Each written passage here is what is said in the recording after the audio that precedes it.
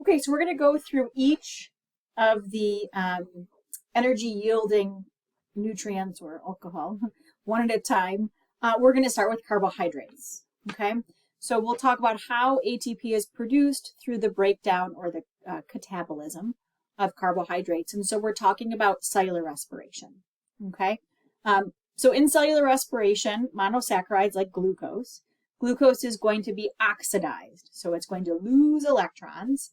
And in that process, it will form ATP. Okay. As we mentioned in the previous video, there will be electron shuttlers, so NADH and FADH2. And those electron shuttlers are going to bring electrons to the last part of the electron transport chain, where oxygen will serve as the final electron acceptor. We say that oxygen gets reduced. So glucose is oxidized, it loses electrons, and oxygen will be reduced. So it's a redox reaction or an oxidation reduction reaction, however you want to say it. And again, ATP is going to be formed in the process. And so we're talking about aerobic cellular respiration where oxygen is going to be used. There is also anaerobic respiration without oxygen. So let's make sure we just define both of them before we go on. So again, anaerobic means without oxygen. There are some organisms that can do anaerobic respiration without a problem. In humans, there are some cells that will do anaerobic respiration. It is less efficient, and it's only going to generate 2 molecules of ATP. So it is not the method of choice. If oxygen is present, our cells will do aerobic respiration. So again, that's in the presence of oxygen, much more efficient, yielding somewhere between 30 and 32 molecules of ATP per glucose. Okay, so 2, 32, big difference there. So aerobic is going to be preferred. Right, that's usually what most of our cells will do. Okay, so cellular respiration, here is the formula. So C6H12O6 is glucose plus 6 molecules of O2, which is oxygen, is going to yield, you can see the arrow here, 6 molecules of carbon dioxide, which again is a byproduct, we exhale that, plus 6 molecules of water, plus ATP. Again, somewhere between 30 to 32 ATP are produced per molecule of glucose. Okay, here are the words underneath. And again, you should know that this is an oxidation reduction reaction in which glucose is oxidized, so it's going to lose hydrogens, right? So electrons and protons. So it's going to lose hydrogen atoms. So we say that glucose is oxidized to CO2, okay? And we say that oxygen gets reduced. It gains electrons and protons to become water, okay? So you can kind of follow the hydrogens. There are 4 steps in aerobic cellular respiration. They are glycolysis, the formation of acetyl-CoA, the citric acid cycle, which is sometimes referred to as the Krebs cycle or the TCA cycle. That's all the same thing. We'll call it the citric acid cycle. And then lastly, where most of the ATP is generated, is the 4th step, which is called the electron transport chain. We're going to go through all 4 of these steps kind of briefly. If you take general biology with me, we spend more time on these. And I just made a note here that some books or videos, if you're watching, videos for help or if you're looking to other books, they'll show 3 stages, but I'm more familiar in textbooks, including the one that we're using for this nutrition course and including the one that I use for my general biology course. I consider it to be 4 stages long. So the stage sometimes that isn't included is the 2nd stage, the formation of acetyl-CoA. But again, most of the books that I would recommend using have 4 stages. Okay, so where are we? So we're in cells. Okay, all the cells throughout our body will do this process. It's going to start off in the cytoplasm or the cytosol, whatever you want to call it, where we're going to have the first stage, which again is called glycolysis. And in glycolysis, our starting molecule is glucose. Our ending molecule that's going to go on to the next step is called pyruvate. So for every molecule of glucose, 2 molecules of pyruvate are produced. A little bit of ATP is produced in this step, 2 molecules. And NADH is produced. Remember, this is the electron shuttler. So it's going to carry high energy electrons from the cytoplasm eventually into this structure here, which is called the mitochondria. Okay. NADH, along with other NADH and FADH molecules that are going to be made along the way, will eventually bring those electrons to the electron transport chain, which is the fourth step. So back to glycolysis, step 1. Pyruvate enters the mitochondria, and it is going to be changed into acetyl-CoA. Again, NADH is produced. Acetyl-CoA then enters the citric acid cycle, and as it goes around here, it is going to generate NADH and FADH2 and a little bit of ATP. Okay, and I'll mention that CO2 is also produced. It's not shown on here, but we'll mention that on the next couple slides. NADH and FADH2 produced here by the citric acid cycle, produced here by that transition reaction, and produced here in glycolysis. All three sources are going to enter the electron transport chain, where the energy from those high energy electrons is going to be used to drive a boatload production of ATP. So most of the ATP produced in aerobic cellular respiration is produced here. Oxygen is required for the electron transport chain to run. Okay, so you can see oxygen here. It's going to gain those electrons and become water. Okay, so again, overview. Let's go through the steps. So let's start off in the cytoplasm of our cells with glycolysis. This is step 1. And in the name, glycolysis, it's the splitting of sugar. Okay, that's what the name literally means. So glucose is a 6-carbon molecule. In this first step, we say it's oxidized, so it's going to lose electrons. And the products here are going to be 2 molecules of pyruvate. Remember, pyruvate then enters the mitochondria, both of them. Pyruvate is 3 carbons long, so glucose was literally split into 2 3-carbon molecules. Okay, what else? So 2 of our electron shuttlers, NADH, are produced. They're going to bring their electrons to the electron transport chain. 2 molecules of ATP were produced. Okay, this step happens in the cytoplasm or the cytosol of the cell. Okay, and again, the role of this step is to begin this breakdown of carbohydrates to generate energy. Also, this can be used as intermediate molecules to build other compounds. Okay, this step, again, the first step here, does not require oxygen. Oxygen is not a reactant molecule in this reaction. So we say that glycolysis is an anaerobic process. It can happen in the presence or the absence of oxygen. Everything else, so the second, third, and fourth stages, all require oxygen to be present. Okay, I gave you this slide which shows all of the intermediate molecules. No, not shown on here. We don't show the enzymes, but just to let you know that there are a lot of steps here.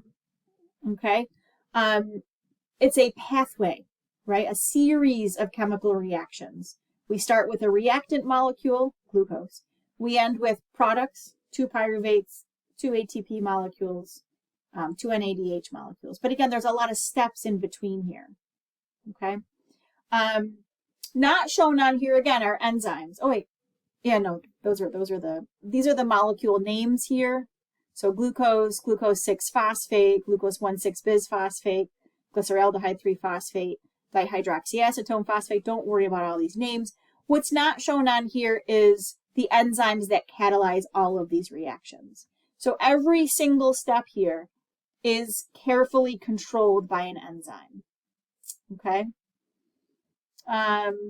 Again, I don't want to belabor, talk too much about this slide. It's very has a lot of specifics on it. Starting molecule glucose, ending molecule pyruvate, 2 of them. 2 ATP are produced. 2 are actually used, and 4 are actually generated. So overall, there's a net yield of 2 ATP, just so that you know. And then again, 2 NADH are produced. Okay. Okay, so that's step 1. Pyruvate then enters the mitochondria as long as oxygen is present. And inside of the mitochondria, pyruvate is going to be converted to acetyl-CoA. So here we have pyruvate. There would be 2 of these. It's a 3-carbon molecule. Some electrons will be stripped off of it and given to NADH. So there again is that electron shuttler. 1 carbon and oxygen, so CO2, will be pulled off and get released. So there's one of our byproducts. And coenzyme A is going to come in and attach. So acetyl-CoA is actually a 2-carbon compound attached to coenzyme A. Okay, again, the specifics aren't too important. You should know that this is only going to proceed in the presence of oxygen. It happens in the mitochondria. And again, what's produced? 2 of our electron shuttlers, NADH, 2 carbon dioxide molecules as waste. And again, this is per glucose molecule. So you end up with 2 molecules of acetyl-CoA, which will then enter step 3. Okay. Importantly, this step here, going from pyruvate to acetyl-CoA, is an irreversible reaction. The arrow can't go in the opposite direction. Acetyl-CoA cannot be transformed into pyruvate. This is important, especially when we're talking about generating glucose. We can't generate glucose from acetyl-CoA, which is why fatty acids cannot produce glucose. And we'll talk about that when we get to fatty acid metabolism. Okay. There is an enzyme here that regulates this reaction. It is called pyruvate dehydrogenase. And again, there are B vitamins, thiamine, riboflavin, niacin, and panthoic acid that are all required for this enzyme to function properly. Okay. Okay, step 3. So those 2 molecules of acetyl-CoA, again, they're in the mitochondria. They're in what's called the matrix of the mitochondria, which is the very inside of the mitochondria. And they're going to both enter into that cycle, the citric acid cycle. The citric acid cycle is a series of chemical reactions, which I'll show you on the next slide. But in total, you should know that 6 molecules of NADH and 2 molecules of FADH2, those are our electron shuttlers, they're going to be produced for every glucose. Okay, so 2 acetyl-CoA, you got 2 spins, 2 turns of the cycle. In total, each spin is 3 NADH and 1 FADH2, but in total, 6 NADH, 2 FADH2. Okay, those are really important because again, they're going to bring those high energy electrons to the electron transport chain. 2 ATP molecules are produced per glucose, 4 carbon dioxide as waste product. Okay, let's take a look at it. Here it is. So again, you can see it's a metabolic pathway. Lots of intermediate steps here along the way. I'll point out just a few of these steps. So here is acetyl-CoA, right? It was produced from pyruvate, so there's that transition step. It's going to enter into the citric acid cycle. It's going to combine with a molecule called oxaloacetate. The CoA comes off. These 2 combine to form citrate. Citrate is then oxidized, so electrons are pulled off. CO2 is pulled off to alpha-ketoglutarate. This again gets oxidized. We form NADH. CO2 comes off again. ATP is produced here.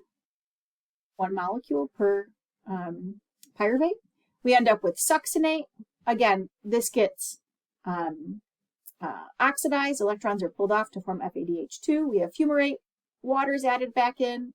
Another oxidation, reduction of NAD to form NADH, and we end up with oxaloacetate again. So we recycle the starting material here. That's really important. That's what makes it a cycle. You do not need to worry about all these intermediate molecules. You should just know that NADH and FADH2 are produced. Again, those are electron shuttlers, and a little bit of ATP. CO2 comes off. Okay. Also, just to make sure we understand this, there will be enzymes at every step of this pathway, controlling these reactions. Okay, the final step is the electron transport chain. Okay, so again, this is the final, the 4th step. It is going to yield the highest amount of ATP.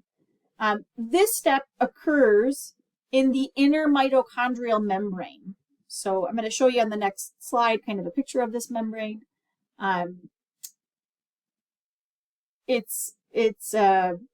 This membrane, it separates what's called the mitochondrial matrix from the intermembrane space.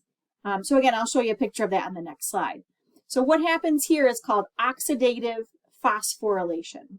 So the energy, the high energy electrons from NADH and FADH2 are going to be passed from one electron carrier to another within this membrane. And as they're passed, energy is going to be harnessed, and it's going to eventually be used to drive the synthesis of ATP. There are minerals required here, copper and iron. So again, those minerals are important in your diet because they have a function here. Oxygen, again, this is where oxygen is going to play its part. It's going to be sitting at the end of the electron transport chain, waiting for those electrons to be passed and lose their energy. And it's going to combine with those electrons and protons, H pluses, to form water. We call oxygen the final electron acceptor. Without oxygen there, the electron transport chain can't run. Most of the ATP, about 90% of the ATP produced during aerobic cellular respiration, is generated in this step. So about 28 per molecule of glucose. Okay, so here's the picture. So again, glycolysis is happening out here in the cytoplasm. Everything else is happening inside the mitochondria, right? The powerhouse of the cell. So we've got the formation of acetyl-CoA, and we have the citric acid cycle happening here in the matrix. And then the electron transport chain, you notice these folds in the membrane. This is the intermitochondrial membrane. These folds are called cristae.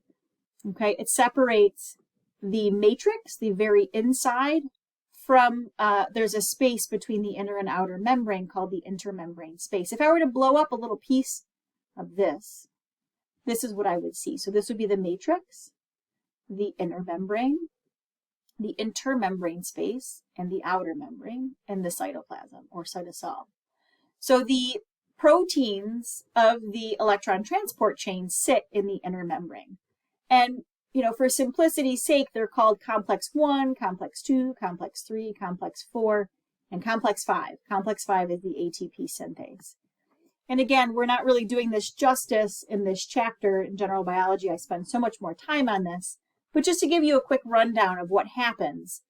So NADH and FADH2 made during glycolysis, the formation of acetyl-CoA and the citric acid cycle, they're shuttling electrons from those stages to this final stage, okay? Those electrons represent energy. So energy is pulled off of glucose at various steps in this pathway, eventually leading to this. And so what happens is NADH dumps its high energy electrons off here at complex 1, and FADH2 dumps its electrons off here at complex 2. Okay? The energy, some of the energy from those electrons is used by complex 1, where's my pointer? Complex 1, to pump protons across the membrane. So we start to build up what's called a concentration gradient of protons. The electrons are then passed to complex 3, which is also a pump, pumps protons across. The electrons are then passed to complex 4, which is a pump that pumps protons across. So the only way that complex 1, 3, and 4 are able to pump protons is if they use some of the energy from the electrons. So the stored energy of the electrons is turned into kinetic energy, energy of motion, right, to drive this process of pumping protons across into this intermembrane space. Now, complex 2 is not a pump for whatever reason. It just accepts electrons and passes them. At the very end, again, is oxygen sitting waiting for those electrons, and it's going to form water. Okay, now, the gradient.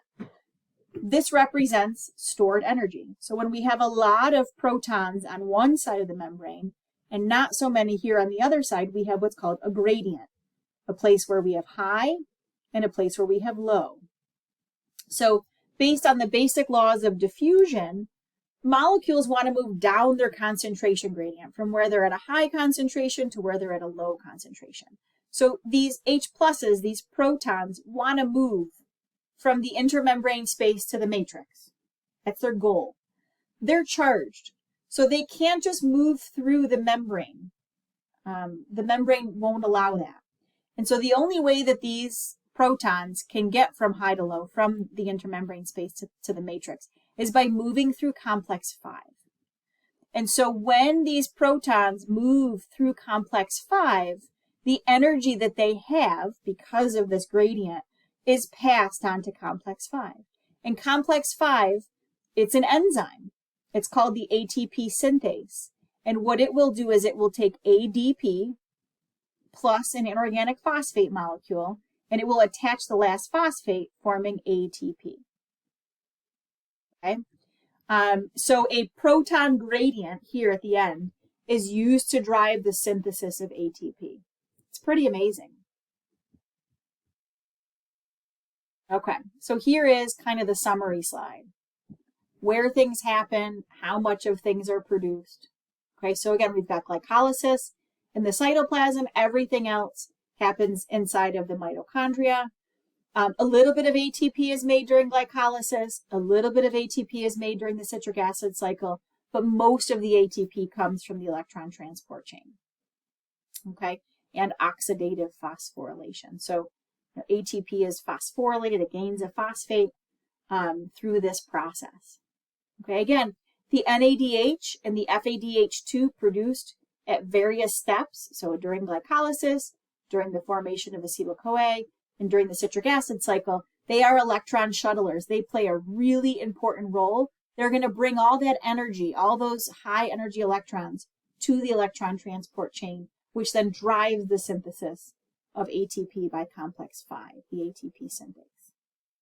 Okay, so this is how glucose, gets turned into ATP. You can see it's not so easy. It's a stepwise catabolic process where glucose gets broken down in a series of steps to yield energy. And again, this is needed because if glucose, if we just try to harness the energy from glucose in just one step, that's not possible. It wouldn't be efficient. This process is still, again, not 100% efficient, but it does generate a good deal of ATP. Okay, just to reiterate the importance of oxygen, oxygen is essential for energy metabolism in humans to continue. Without it, metabolism stops and death occurs. Okay, it is the final electron acceptor of the electron transport chain, and it is required to fully break down energy yielding nutrients. Can some cells sometimes do this without oxygen? Let's go to that. So can cells do anaerobic metabolism? So anaerobic metabolism is going to take place when either one, cells don't have mitochondria. So for example, mature red blood cells kick out their mitochondria, and so this is what they can only do anaerobic metabolism. They don't have mitochondria to finish the process. Or when oxygen is lacking, for example, in muscle cells. Okay, but again, most of the cells in your body are going to do aerobic respiration. Anaerobic respiration is much less efficient. Only 2 ATP molecules per glucose are produced.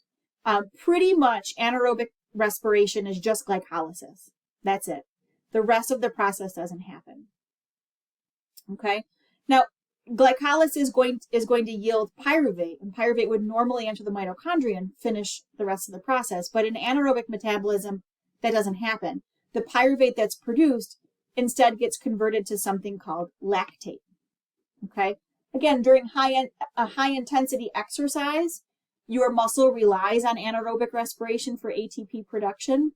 It's going to, burn through glucose, run out of oxygen, and it's going to need to be able to do anaerobic metabolism to keep ATP being produced. Okay, again, a byproduct is lactate, and lactate can build up. It's not a problem. It's not dangerous. Lactate will be transferred to the liver, and the liver will convert the lactate back to glucose. Okay, that process is called the Cori cycle. So lactate gets recycled back to glucose. So here's a muscle cell.